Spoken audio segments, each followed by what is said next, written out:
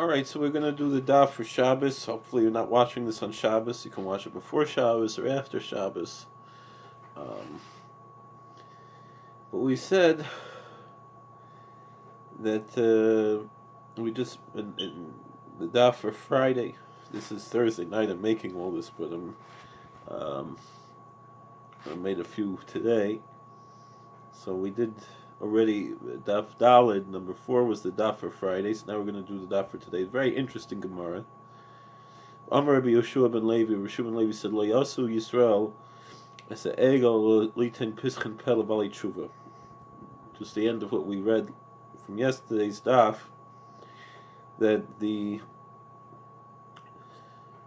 reason why God allowed the Jews to make a golden calf was to teach a lesson that we can always repent. Because who could assure that they're always going to fear me? It says in Deuteronomy 5:26. So therefore, excuse me, God gave us a lesson that we're able to repent.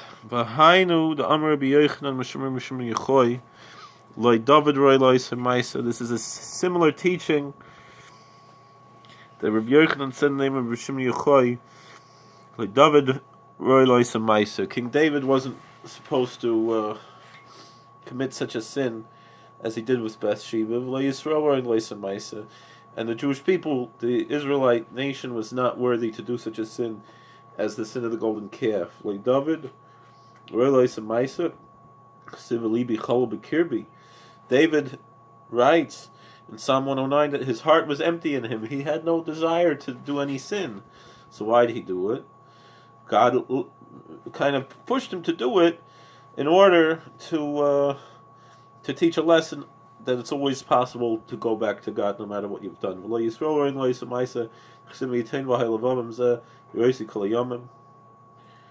Who could get? God should said, if only it would be that they would, like we quoted before, that they should always be so pious like they are right now. So why did they do it? Now we're on our daf, hey?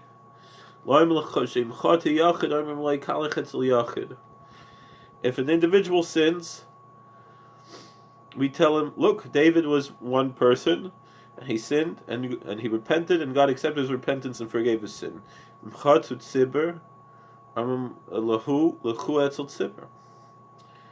If the whole community sins, you tell them, look, the whole community sinned with the golden calf, and God also forgave them because they repented. It's tzricha. And we need both. We need to teach both the individual and the communal level.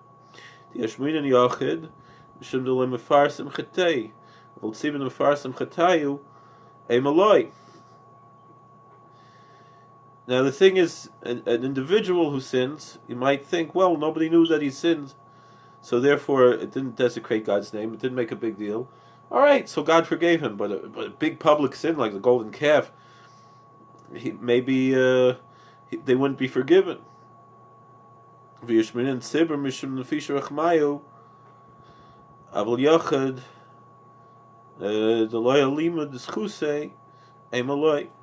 you might think, well, there's a lot of people there, so God's going to have mercy because there's so many people.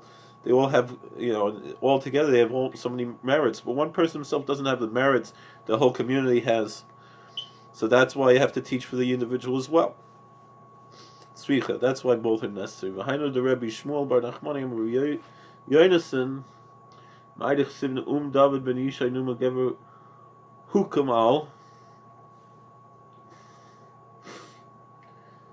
What is this written in 2 Samuel 23, verse 1? These are the words of David, the son of Jesse, the man who bore the yoke. David ben Yishai she'hei mula shel tshuva means he bore the yoke of repentance, and he established that benefit, the beneficence and the height of penitence. Alright, another idea that kind of goes away from what we're saying, since we're already quoting of Shmuel bar Nachmani in the name of Yonason, another teaching from him, from those two. Rabbi Shmuel bar Nachmani, Rabbi Yonason, Shmuel and Nachmani said the name of Rabbi Yonasan, Kol ha'osa mitzvah achas b'olam hazeh, Kadam teveleches lefanav le'olam haba.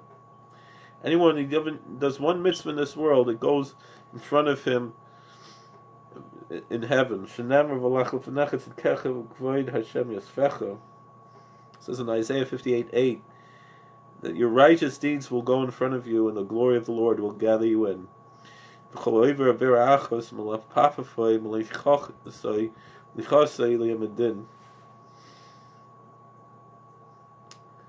But if someone does one sin in this world, that sin it goes around him, it envelops him, swaddles him, and it leads him to the judgment day.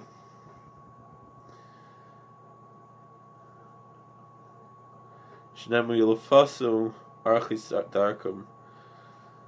what it says in Job 6:18. They're enveloped by their own courses to enter the wasteland, and they're lost. So that Rabbi Lazar says that sin becomes attached to a person like a dog, with a leash. That Joseph in Genesis 39, he refused Potiphar's wife. He said that he would not listen to her to lie beside her or to be with her. To lay with her in this world, to be with her in the next world. The sin would have disgraced him in the world to come. Amar Reish Lakish said, Boyu, v'nachzik toiv l'abasenu. Reish Lakish, who himself was a penitent, said we have to go and have gratitude to our ancestors who did this sin. Rashi says of the golden calf. If they didn't sin, we would never have been born. In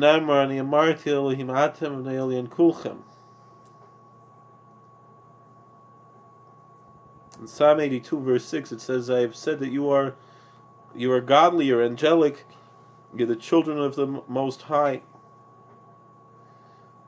So if they were angels, if they were like gods, they would never have children. But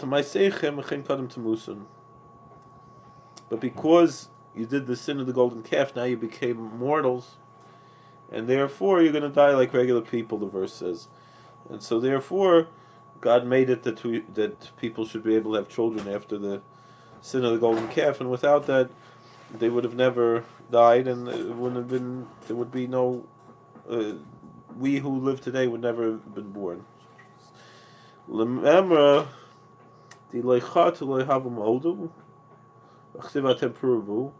question is, how can Reish Lakish say that they wouldn't have children? It's a mitzvah to reproduce. It says, be fruitful and multiply, we know from Genesis.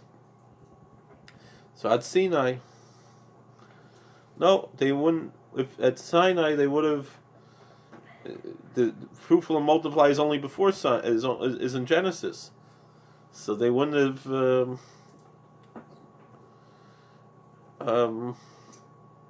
had children after that, after Sinai.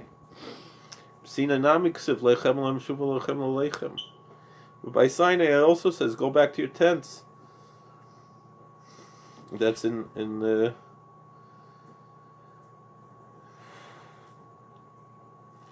Deuteronomy 5:27, it says that they were told after they received the Torah, before they sinned, that they would go back to their wives, which means that they would be intimate with them. So then they would. So answers the Gemara, the Simchas Oina says no, it's only talking about, because all this time they weren't allowed to be together because they had to prepare for the revelation. Once they received the revelation, they were allowed to reunite with their wives, but there wasn't necessarily going to be for procreation, just for the joy, for the enjoyment of doing that mitzvah, the husband and wife together. But still, it also says in Deuteronomy 5:26, it'll be good for you and for your children So what does that mean? Lois Naimdim al Har Sinai. The children means the children that were born already when they were standing at Sinai. If Amar Reish Lakish asks like this. Right, Chsiv said, Sefer told us Adam. This is the book of the generations of Adam. V'chi Sefer Ha'loy Adam Marishan. Did Adam write a book? Mlamed Sheher Loy Kadosh Baruch Hu L'Adam Marishan Dor B'Dorshav Dor V'Chachamav Dor V'Nosav Kim Shekil Dor Shul Bekiva Samach B'Sarsin Nisatzim Nisasai Amavli Mayakur Reyecha Kel. They say that Adam was shown all the generations, all their leaders, all their sages, all their wealthy people who benefited the community, and he saw Rabbi Akiva, and he rejoiced over his Torah scholarship, but he was saddened over his martyrdom and his death. And Adam said, Psalm 139, verse 17, and to me how precious are your thoughts, O God. So we see that Rabbi Akiva was already predestined to be born by the time of Adam already saw that there would be a Rabbi Akiva.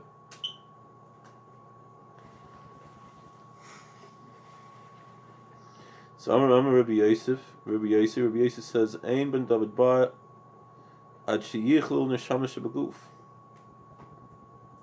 Rabbi Yosef says that the Messiah won't come, the Messiah, son of David, won't come until all the souls that are in this place called Guf, which literally means body, and that's where the souls that were created are waiting to be born. It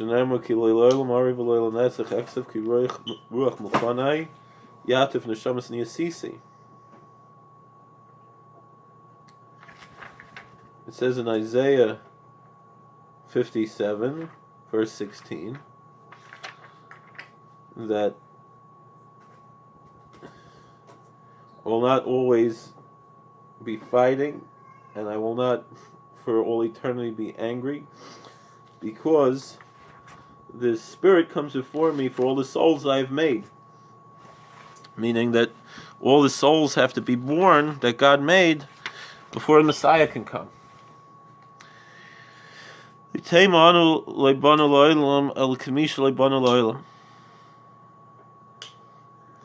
So what we could say is Reish Lakish is not saying that we would have never been born. Yes, they would have still kept on having children and grandchildren. However, if Moses was still alive, and Aaron and Miriam and Caleb and all these great people from the Bible were still alive, who would be Reish Lakish? Reish Lakish was great, and Rabbi Yochanan, they were great in their generation. And the great people we have today are great in our generation. But even we compare, the people, the leaders that we have today, to even people who lived 40, 50 years ago. Or Moshe Feinstein, the Satmar Rav, Baba Rav, Kloisenberger Rav, Baron Kotler, Yankov Kamenetsky, Rav Hutner, Baba Sali. We can't compare our generation to those people. And those, how great they were, can't be compared to people 100 years earlier. And of course not to Rishonim, and then back to Noam, Amoraim. There's not what to compare. And the greatness of the previous generations. And so, if the biblical figures would have lived forever, we'd be nothing. There'd be no purpose for us. We would have been nobody. Remember the Eli Chatla have a Maisiv precious Yavams precious Necholis. But wait a second. Why would they say they would never die when we have laws in the Torah about death? Someone dies without children, as somebody, the laws of inheritance and so forth. So Al Tanai, all these things were on the condition. If they would have sinned, then they would die, and these would Ksiva cry Al Tanai. Does the Bible have things that are written on condition? And yes. We said this already before. That it's written, and it was evening, and it was morning the 6th day, The sixth day, not us sixth day. Melamed Shesna Kodesh Baruch Hu Ma'aseh Bereishis V'Amrim Kabbalah Yisrael Sator Mutav Imlav Achsa Eschem L'Soy V'Vayu. So he said, the sixth day means that if the Jews will accept the Torah, then the world will continue to exist, and if not, they'll be returned to emptiness and void. Meisvei, there's a challenge to this. Who could assure that their heart's going to be like this for him? You can't get rid of the angel of death. We already have a decree that all people are mortal after the original sin. The Jews accepted the Torah, so no one else could control them. So it should be good for them and their children forever. So that means that no, they were not immortal after they received the Torah. So the Gemara answers, "Hudamar ki haytana." The Reish Lakish is teaching like this Tanya. Sanya, we learned in the Brayso, B'Yosi Omer, Lekibli Yisrael Satorah Kadesh Lo Yehei Malach Hamav Sholot Behen. The Jews only accepted the Torah, so the angel of death should not have any control over them. Because I said you're angels, the sons of the Most High. We said this from the Psalms. But because of your sin of the golden calf, that's why you became mortal. For Rabbi Yossi Nami, Rabbi Yossi also but what about what we said? It's written, it should be good for you and your children forever. What goodness is it going to be? Hamisa Ikka, they're still mortal. They still could die. They're still going to die. Rabbi Yossi Amalach, so Rabbi Yossi answers, cave in the lake of Misa, there's no greater good than having no death. Tanakama Nami, the first opinion also says like this. It's written you're going to die like men, that they would be mortal. My Misa Nias. Death doesn't necessarily have to mean regular death. It could mean poverty. Therefore, people are considered dead when they're alive. Elohein. These are they. Ani, Sumim, Mitzara, Mishain Lebanim. The pauper, the blind person, the leper, and someone who doesn't have children. They're considered as if they're dead when they're alive.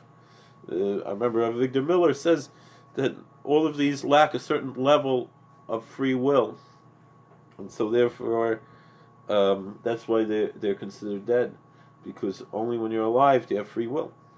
Ani dechsiv ki meisu kol anashim.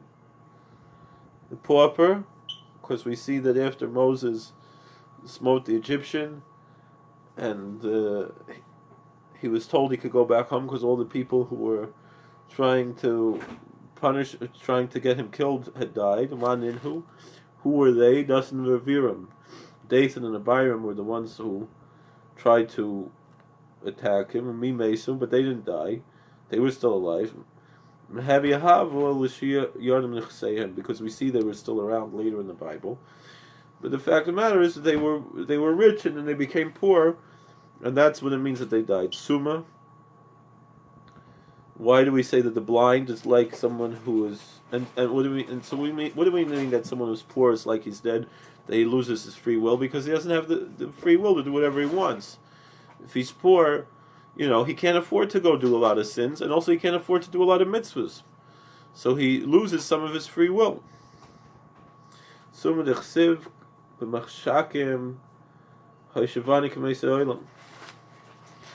By the blind, it says in the Bible, Lamentations 3:6, he has placed me in darkness like the dead of the world. So too, a blind person doesn't have total free will to do what he wants. He's dependent on other people.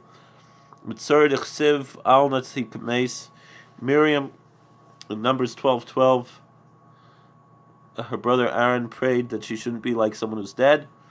So that's leprosy. The same thing, a leper, he's pushed out of the community. He doesn't have the choices to do everything that a healthy person has. And someone has no children. In Genesis 30, we see that Rachel said to Jacob, "Give me sons, give me children, and if not, I'm dead." What does it mean? That they have no future. It's Tanur Rabbanan. We have another brayso. Rabbis taught in B'chukoyse Telechu. Says in Leviticus 26:3, if you walk in my statutes and my laws, ein im el lashon technunim. If means that God is asking, please follow my laws. Chenu Aimer, and also it says Luami Shemeeli Kemat Oivei Machnia. Psalm 81, it says if the people just listen to me, then right away their enemies would be subdued. V'lemalu hikshavta l'mitzvoisai v'yikanar shlemecha v'yikachol zarecha v'tzivsecha meyecha say meyecha. In Isaiah 48:18 and 19 it says if you would listen to my commandments, then you'd have peace like a river and righteousness like the waves of the sea, and your children will be as abundant as the sand and your offspring and so forth. Another brayso, Tanur Rabbanan. Rabbis taught, if only it would be that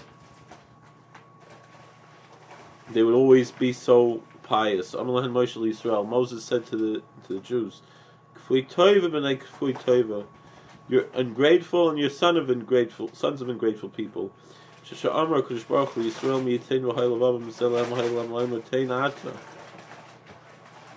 When God said, who will give that these Jews should always be so pious, they should have said, alright, so give it to us.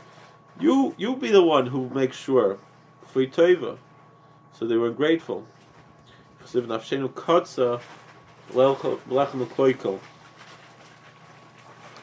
says that we're so disgusted with this empty bread, the manna. And they're children of ingrateful people.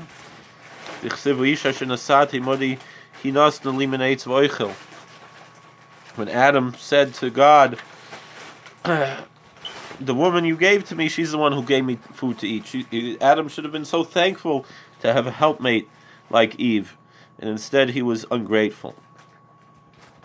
But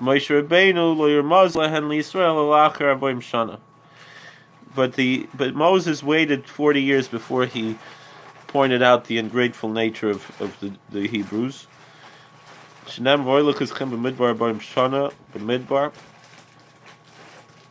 Deuteronomy 29 says, I led you 40 years in the desert. And then it says before that the Lord never gave you a heart to know or eyes to see or ears to hear until this day. Rabba says,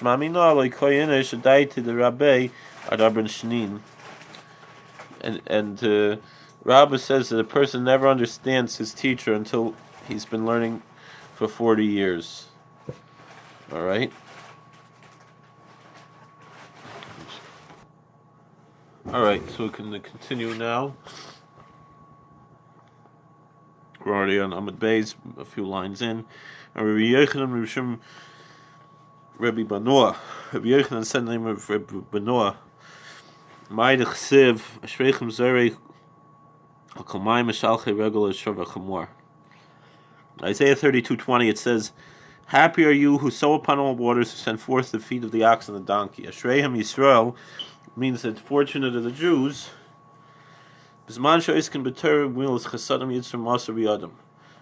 they are studying Torah and doing good deeds, they have self-control.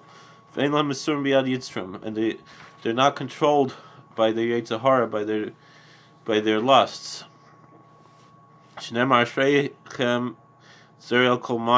Happy you who sow in all waters.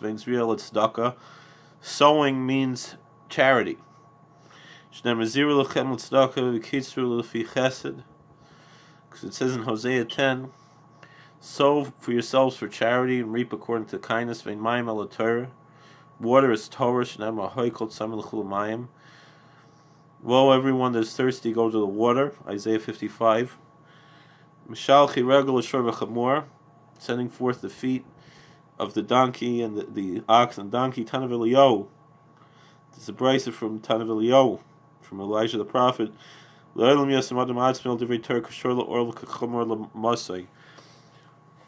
A person should always push himself to learn Torah like an ox to the yoke and a donkey to his burden. All right. So that's the end of all of these Avodah that we've had for a few pages. So we'll go back to halacha, to laws now. So Mishnah says that 3 days before a pagan holiday you can't do business with them. And remember, we discussed that that means the old pagans, doesn't necessarily mean today. Because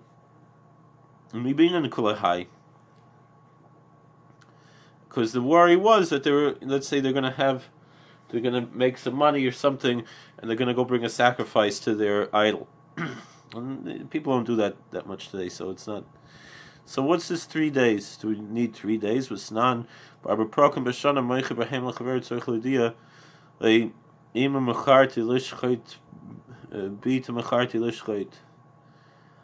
We have a Mishnah in Chulin that says that there are 4 times a year when you have to tell someone that on the same day you sold the mother or the child of this animal, because you're not allowed to slaughter the mother and the child on the same day. Yom Tov Achron Shel Chag, Yom Tov Rishon Shel Pesach, Betzeres, Rosh Hashanah. So the 4 times are as follows: just before Shmini Atzeres, Erev Pesach, before Passover, before Shavuos, and before Rosh Hashanah. That's according to Rabbi Yosef Glili. Also, he would Yosef Glili would add a 5th day, Erev Yom Kippur and Begalil, the day before Yom Kippur in the Galilee. Since there's a mitzvah to eat before Yom Kippur, they would also have a big feast in the Galilee on the day before Yom Kippur. So we see that 1 day is enough, but that's only talking about to eat, because they're eating it for themselves. But the heathens, since they're bringing a sacrifice, they might prepare 3 days ahead. Are 3 days really enough for a sacrifice? V'san v'sanya. We have a brayse of Shalom v'hilchas ha-Pesach kedem ha-Pesach shloshim yom. Shimon Glil Mishtei Shabbos. We understand this halacha generally to be talking about the laws of Passover, getting ready for, cleaning chametz and stuff. That 30 days ahead you should start learning the laws. But what it actually is talking about is the actual Paschal lamb.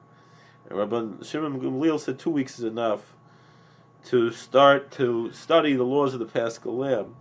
The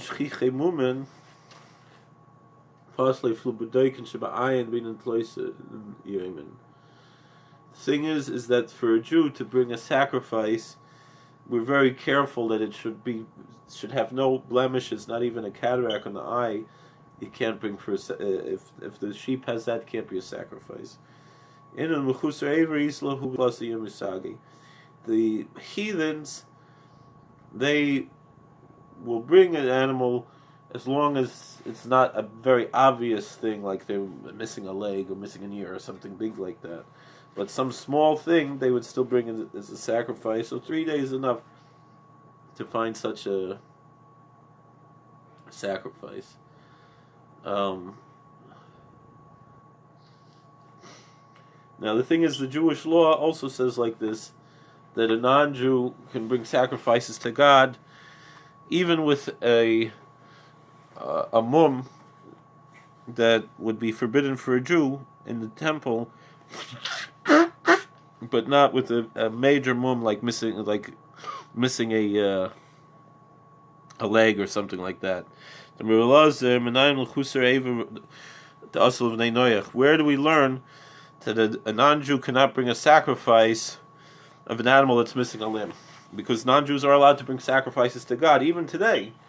If a non-Jew wants to build an altar in his backyard and bring a burnt offering to the God of the Bible, to the one true God, he's allowed to do it. I know people who do it, but they have to make sure that it's not missing a limb. But they don't have to look at the eyes and things, small things that the Jews had to look at in the temple, which we don't have today. The chsiv, mikol chaim, mikol basar, shnayim mikol.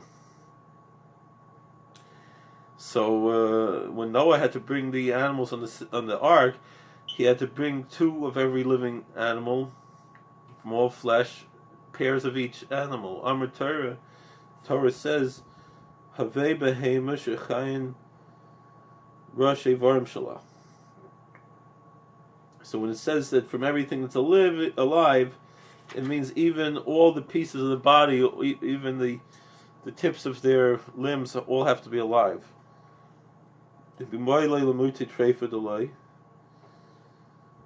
So this also means that treifa, an animal that's going to die soon, within the next year or so, or 6 months, whatever, it can't be brought into the ark. So then it's not just missing a limb, because an animal could be missing a limb and not be a treifa. So treifa mi l'hachiyei Zarah nafka. The prohibition of the treifa, of the animal that's ill, that's critically ill, that is because it says to keep alive the seed. That's according to the opinion that a treifa cannot give birth.